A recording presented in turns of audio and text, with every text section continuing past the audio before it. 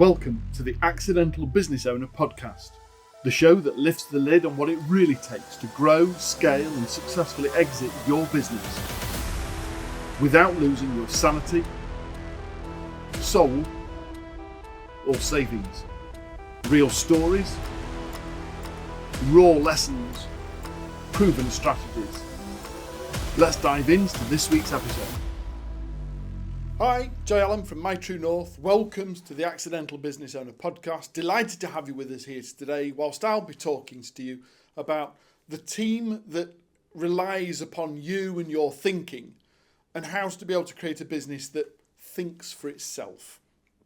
Jay, what on earth are you talking about? Well, I've been doing this job for this role as a scale and exit mentor I'm into my 11th year now in my own business, and I was doing this for nearly 4 years in somebody else's business as a consultant before that, and I've been in business now since 2003, so I'd like to think that I've got a fair bit of experience when it comes to growing and scaling and exiting a business, particularly when it comes to staff and delegation. Now, I'm very fortunate that my career started as a serving soldier in the British Army. And one of the things that I'm really proud of, not only to have served at the time, Queen and country, but also the trainings that we received, both as a private soldier and automatically as you go through the ranks, to be able to understand management and subsequently leadership. Been trained by some of the best in the world, and the British Army is regarded as one of the most professional fighting forces in the world as a direct result of that training and the impact it has on the people that have received it. So I speak from a little bit of prior experience. I've been through that model, and then subsequently I've done some professional training, both in terms of directorship, but also in terms of being able to manage large groups of people, both here in the UK and abroad, in order to be able to have some qualifications and lived experience collectively to be able to say, how does this work? And in my experience as a business owner, in my experience having spoken to well over 400,000 other business owners in my lifetime, in my experience, one of the biggest challenges and the biggest hurdles that we see to growth is the bottleneck of the business owner. That willing, inspirational leader that started their business and subsequently hired some people to be able to help and support, that have kept them trapped in the centre of the business. And then subsequently, as they start to business to grow and evolve and develop, and we end up with team leaders and the managers and subsequently junior directors in the business, as it continues to go from 6 to 7 to 8 figures and beyond, is the unwillingness to let go of the reins. The unwillingness to step away from being the leader and to move into becoming the coach, mentor of the next generation. The 5 levels of leadership that I very, very rarely see people move beyond level 1 or level 2, and the impact that has on the business's growth capability compared to its growth projection. Let me share.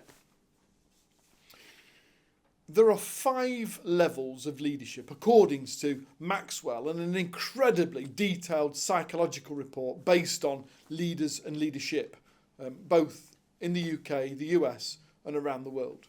It's a proven model.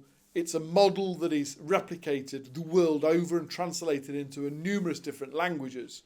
And it's what I'd like to share with you in principle that I saw from military and from commercial. The first level of leadership tends to be do as I do as I say. It's the first private soldier that first gets his lance corporal and all of a sudden walks around and thinks he's a mini god. I've got a stripe, you can now do as you're told. Very quickly, the military will stamp that type of poor dictatorial type leadership out and either give you some education or remove the rank and push you back into the ranks. There's a joke, certainly there was a joke within our regiment when I first joined all of those years ago. When the tape first goes on, you might as well apply it with sellotape or Velcro, because it'll be on and off and on and off and on and off until you learn what it means to keep it. The first level of leadership is all around dogmatic and instructional. It gets the job done, but it winds people up. It's practical, but it's not sustainable. People get bored of it. They get fed up of it. And the chances are that we can all think about someone that's been a ruler, either in our own lives or maybe at school or at college or maybe in a previous employment, or somebody you know or have experience of, or just looks to politics and world leaders and understands as to that doctrine of do as I say, or the penalty is too high or too risky. First level of leadership. We can be there, but not for long. There's a place for it in the leadership journey, but it can't be where the business starts and ends. Second level of leadership is all around inspiration. It's all around, let me lead by example. When we see a corporal, they often hold themselves in a different stance. They are forthcoming. They are projecting themselves well, and other people are inspired by it and starts to move towards them, and it creates a movement. We often see this with people move from team leader to manager. From team leader to departmental manager, and we start to see some management skills coming in place in order to be able to inspire others to start doing what we need to do. And again, that's a model. It works. It's effective, and it can work for you also. And in the majority of people that I find who have evolved into becoming an owner manager of a business, particularly with staff, is they sit somewhere between level 1, level 2, and sometimes a level 3. Level 3 is all around collaboration and being able to invite other people to start contributing towards being able to make those management decisions, being able to significantly sway, and not only being an inspiration to everyone, but to be able to identify future leaders within the pack and to start inviting them to contribute for us to subsequently then make a better, well-informed decision. And like I say, the majority of businesses that I've worked with, well over 800 now over the last 10 or so years, have fallen into level 1, level 2, or sometimes level 3, that collaborative type leadership. And again, if you think about some of the sports that you've perhaps played, some of the associations that you've been in, some of the networking availability that you've perhaps tapped into, that you'll have seen that type of collaboration come around and the impact it can have on thinking. Fourth level of leadership is quite a significant jump, and we see far fewer people moving towards that fourth level of leadership. And that is all around being able to start to coach and mentor those managers that we start to identify in level 3. We start to be able to take on more of a trainer perspective as opposed to a leader perspective. We start to be able to help and support and guide them to be able to become better leaders themselves, and to help them to identify level 2 and level 1 leaders of the future. And again, we see this, but not frequently. The fifth level of leadership in Maslow's hierarchy of needs, if you like, it is so few and far between that you almost have to go through the history books. You almost have to look to world leaders. And I'm not talking about in politics, but I'm talking about either in religion or in particular sectors or individuals that stand out amongst everybody else. This is the 1% of the 1% that make it to the pinnacle, the top of leadership. It's called servant leadership. And it takes a step from being at the top to going back to being back at the bottom, and to looking at the top from a bottom perspective, to being able to take away the CEO and the title and the privileges, and to step back into being at the very grassroots to say, and what needs to happen? What needs to change? What impact can I have to make a better solution for the majority, for everybody else? What decisions, what impacts, what things can I put in place? What are the things that have led me to where I am? And are they now leading other people to get there? It's almost like being the quartermaster, being back in the stores and saying, what kit and equipment do you need to become a better version of me than I am? How can you stand on the shoulder of giants in order to be able to reach even further?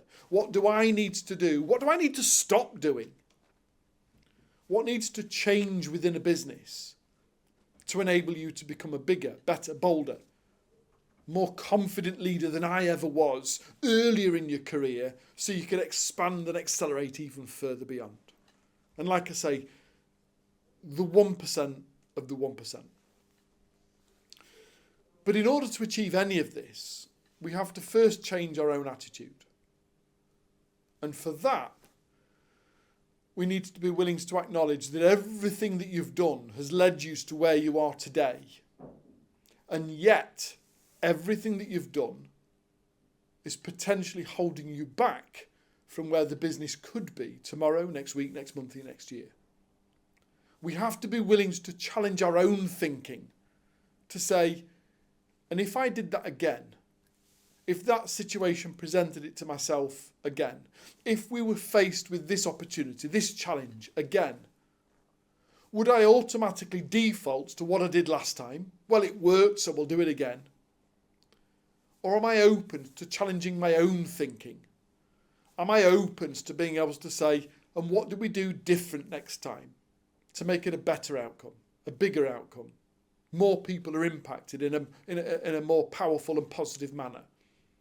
And for that, perhaps you need an external to be able to hold you to account, to be able to challenge your thinkings, to be able to question and coach you, for you to find a different set of solutions than the current conscious thinking is willing to be able to offer up. You see, some of the most powerful conversations I've had with business owners have had nothing to do with the practicalities of marketing or sales or operation. It's been around challenging their own thinking with regards to what led you to make that decision or that impact. And is that still serving you well? Or have we got to change perspective? To be able to put this into context, I want to quickly finish today with a very brief story about something that happened only a fortnight ago with a client called Tobias. When I got to Tobias and we were having our meeting, he said, Jay, before we get into the detail of what we're going to cover today, I just need to share with you something that happened on Friday because I've got some concerns and I want to run those past you. On Friday, it was the first time ever that Tobias has had to take an employee through a written warning and potentially a first strike against them with regards to whether they're going to improve and go into performance review, or if they don't improve, whether that subsequently leads towards a written warning, a final written warning, and potentially a closing of the contract and a sacking. It's the first time Tobias has ever had to do it. He's got 7 members of staff in his business. They've all been working collectively, and yet something's happened in the last 2 or 3 months that can't be undone, can't be ignored. And Tobias has gone through and followed the process that we've already put in place as a standing operating procedures for helping to support the recruitment and retention of people, and acknowledged that a behaviour has happened that can't go unchallenged, and we've got to go through a disciplinary. And yet the conversation that happened during the disciplinary was what he wanted to bring to the table. He hadn't anticipated or planned for a lot of the things that the employee had dumped on Tobias's desk that he wasn't aware of. Some of the things that have been happening in the background that he wasn't aware that have been happening, that have led this employee to do what he thought was okay. There's been a slow erosion of values within the business that Tobias had been unaware of that has led this thing to happen. That subsequently it being dumped on his desk as part of a disciplinary. It's a case of, well, Jay, I was uncertain as to whether I should do it or not because he's broken the rules, but he's almost justified as to why he's broken the rules. And it made me question as to why are the rules, are the rules the right rules? Can we talk about that? So we ended up having this interesting conversation. And one of the things that I noticed with Tobias is the amount of times that when I asked him a question, he reverted to, and his response was, well, because since, and he reverted to things that they've done, either things that he's seen in previous employments, things that he's done when he first set the business up, things that he learned from his dad when his dad had a business, all of the things that have justified or justifying the actions that he's taken were based on prior experience, prior knowledge, prior qualification, without taking into context the things that have been offered at the table. And I did something that I've not done for quite a while before, but I subsequently remembered it and I thought, I wonder if this will work for Tobias. And I said, just stop there for a minute. I'd like you to give me some help here in enabling you to enabling me to enable you further. Can you help me to help you? Yes, Jay. I says, brilliant. He says, can you stand up for me? So he stood up. I said, just come round here. And he walked round the table. And I said, what I'd like you to do is I'd like you to sit there. And I asked him to sit where I'd just been sat. And then I came round the table and I sat where Tobias had been. And I asked Tobias the question that he'd originally asked me. And it was fascinating as to how quickly he offered a completely different response. There'd been no coaching involved. There'd been little coaching involved, but there'd been nothing significant. We hadn't had a huge breakthrough. A lot of the questions that I've been offering had been responded to with prior thinking, with experience, with background, with things that had already happened, and not addressing the elephant in the room that had been dropped on him as part of this disciplinary meeting. And it was only when I asked him to physically move and to sit into the coaching chair that I presented the question that he presented to me, and his thinking changed in an instant to offering a far more considered and reviewed and revised response to exactly the same question that he'd come to ask of me that day. There are things that are currently happening in your business that are happening because they've always been done that way. There are things that are happening in your business right now that shouldn't be happening the way in which they're happening, but you've chosen to either turn a blind eye or to ignore them or not be consciously aware of them because they're not impacting, because they're not derailing the business, because it was just a little misdemeanor, because you've chosen to not have that challenging or difficult conversation in fear of it upsetting the apple cart, of it changing the environment or the culture, or for whatever reason, you've chosen to ignore or become unaware of some of the things that are automatically challenging your thinking, your capability, your leadership capabilities. And yet, if we go through the 5 scales of Maxwell's leadership model and determine as to, am I stepping into a level 1 leader or a level 2 leader or a level 4 leader or a level 5 leader? What would a world-class leader do in a circumstances like this? And one of those, through servant leadership, is to question my own ability, to question my own thinking, to be willing to be able to address anything and everything that's got me to where I am, as to say, is that still serving me well? Sometimes just a different physicality of getting up and moving around and sitting down is sufficient to be able to change our thinking, to be willing to challenge our own perceptions, our own behaviours, our own shortfalls in order to be able to find the breakthrough. Your job is to identify today which level of leadership are you at currently and where do you want to be. I'd love to have a conversation with you about how to be able to move the needle. Get in touch by either using the QR code on the screen or clicking on the show notes and being able to get access to our free Scale Up tool. God bless. Take care. I'll see you again next week. Thanks for tuning in to the Accidental Business Owner podcast with me, Jay Allen. If today's episode sparked a thought, challenged your thinking, or gave you a new tool to grow smarter, share it, rate it, and don't forget to subscribe so you never miss a moment of transformation. God bless, take care, and I'll see you again next week.